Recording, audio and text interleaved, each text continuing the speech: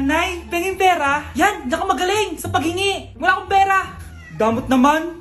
Bibigyan mo din ako ng pera, Nay. Tao po.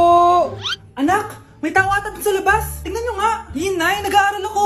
Nay, kausap ko jowa ko. Ay, sorry babe. Ginugulo kasi ako ni mama eh. Nay, nagtitiktok ako. Ano ba yan? Ang tatamad nyo? Asan na ba si Kyle? Baka may pera po kayo dyan. Pangkain lang po. Kawawa ka naman. O ito, 10 pesos. Salamat po. At dahil dyan, may 100 pesos ka. Salamat. Vlog ba yan? Opo, mag-hi po kayo. Binibigyan po namin yung mga taong tumutulong sa amin. Talaga? Malaki na ibibigay ko sa susunod para malaki din yung babalik nila sa akin. A few moments later. Palimos po. Pangkain lang po. Ay, kawawa ka naman. Teka lang. Ito, 10,000 pesos. Sasay na dito ATM ko. Mag-withdraw ka ha. Talaga po? Ang bait niya naman po. Oo, mabait talaga ako. Salamat po.